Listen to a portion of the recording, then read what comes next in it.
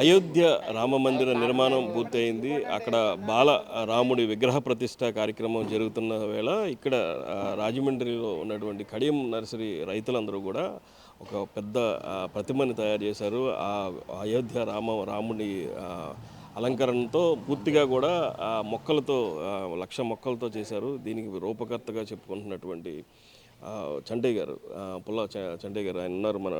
చెప్పండి సార్, ఎట్లా వచ్చింది ఈ ఆలోచన, ఎలా చేస్తున్నారు? ఇప్పుడు అప్పుడే సంవత్సరం నుంచి అయోధ్య రామ మందిరం అని చెప్పేసి అర్థనాదాలు వినిపిస్తున్నాయి. దారాదత్తంగా డబ్బులు ఇచ్చేసారు, చాలా వినోదమైన కార్యక్రమాలు పెట్టేశారు. ఇక్కడి నుంచి వెళ్ళి తెలుగువారందరూ ఎంతో వైభవంతమైన కార్యక్రమం చేస్తుంటే మన దగ్గర మొక్కలు ఉన్నాయి, మనం చేసేది మొక్కలతోనే చేయాలని నిజంగా ఈ 1,00,000 మొక్కలతోనూ రూపకల్పన చేసి అప్పుడే 12 రోజుల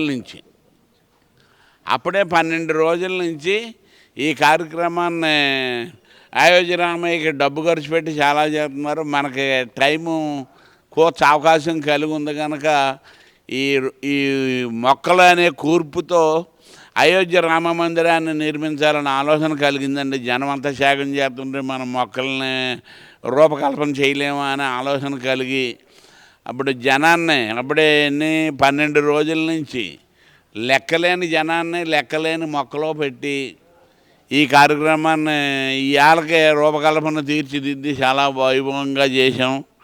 ఇంకా మోదీ గారు అయితే త్యాగం చేసేసారు.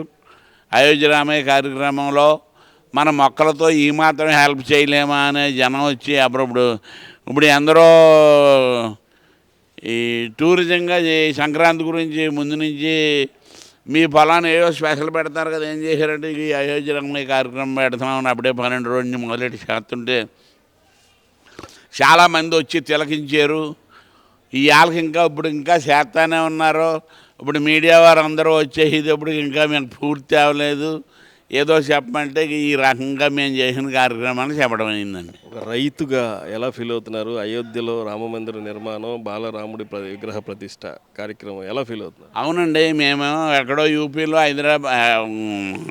అయోధ్య ఉంటే ఇక్కడ ఆంధ్రప్రదేశ్లో పక్కన మూల ఎక్కడో చిన్న కడియంలో మనం జన ఆదరణలో జనం అంత వైభవం ఇంత పనిచేస్తుంటే మన మొక్కల కల్పనతో ఈ కూర్పు అనేది తయారు చేయలేమా అని పెట్టుకున్నాం. చాలా బాగా వచ్చింది. మంచి ఆలోచన, మంచి కాన్సెప్ట్ పట్టుకున్నారని ఇప్పుడు మీడియా బృందాలన్నీ కూడా చాలా వైభవంగా చెబుతున్నారు. ఎంత త్యాగమైనా ఎంత పని అయినా మా మనసుకు మాత్రం ఆనందం కలిగి ఉందండి ఇప్పుడు మీడియా వారి మాటిని. ఇది ఒక సామాన్య రైతులుగా ఉండి కడియంలో ఒక మొక్కల సృష్టికర్తగా ఎదిగినటువంటి పుల్ల చంటయ్య గారు చెప్పినటువంటి మాటలు.